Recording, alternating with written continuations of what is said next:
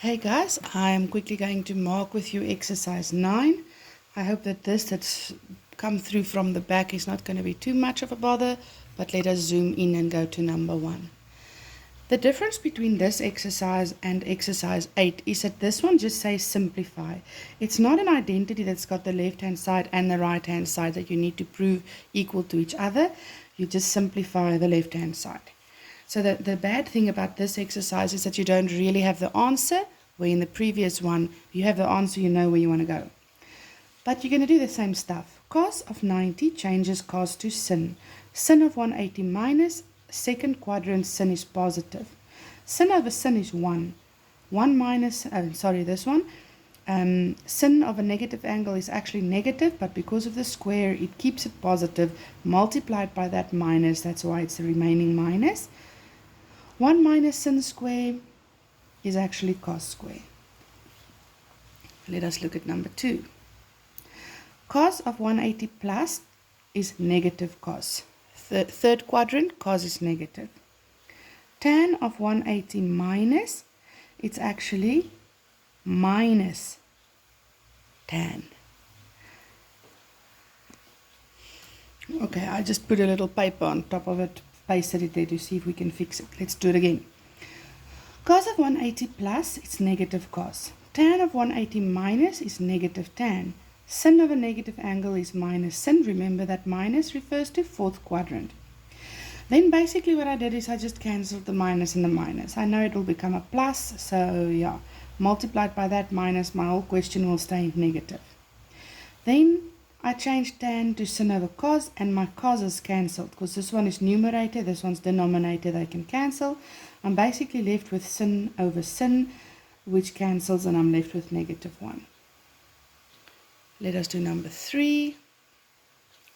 Cos of 112 is actually 180 minus 68, second quadrant. Cos is negative, but because of the square, it stays positive.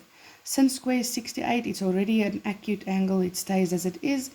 Cos square plus sin square, doesn't matter what the angles are, as long as they're the same, my answer will be 1. It's an identity. Number 4. I'll just zoom this out again to fit it in. There we go. Cos squared to 60, 260 is 180 plus 80. Sin 100, it's 180 minus 80, and 280 is 360. It's just bigger than 270, so it's 360 minus 80. Cos third quadrant is actually negative, but because of the square, it stays positive. Sin second quadrant is positive, sin 80. But sin fourth quadrant is negative. That's why I multiplied it with that minus to give me the plus. So this one's positive, this one's negative, multiplied with that negative will give me plus.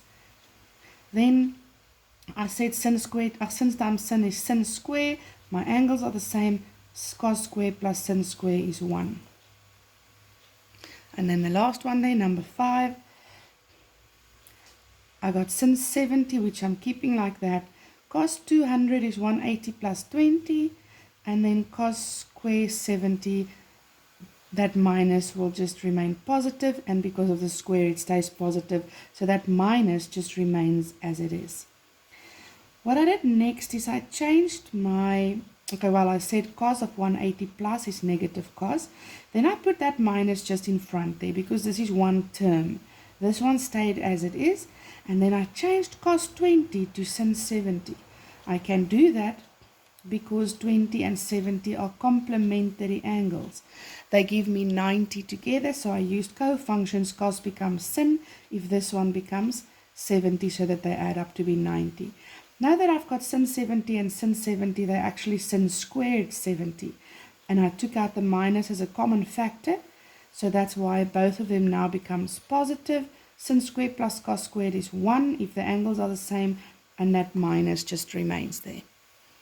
So my answer, negative 1. Okay, guys, this is now the end of identities. We will speak soon.